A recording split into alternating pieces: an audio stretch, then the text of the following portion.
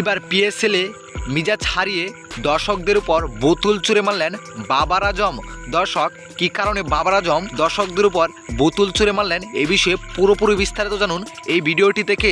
দর্শক Bangladesh premier league বিপিএলে যেখানে দর্শকরা সাকিবদেরকে বোয়া বোয়া বলেন, যেখানে সাকিব মিজাজ হারিয়ে কিছুদিন আগে এরকমভাবেই দেখিয়েছিলেন ভক্তদেরকে, এদিকে আজ পিএসএলে বাবার আজমকে জিম্বাবর জিম্বাবর বলে দর্শকদের স্লোগান, যেখানে বাবার আজম চুপটি করে বসেছিলেন কিন্তু পিছন থেকে কয়েকটি দর্শক মিলে বাবার আজমকে জিম্বাবর জিম্বাবর ডাকেন। তবে বাবার আজম তাদেরকে ডাক দিয়ে সাবধান করে দিয়েছে, কিন্তু তার কথা তখনও মানে নাই দর্শকরা।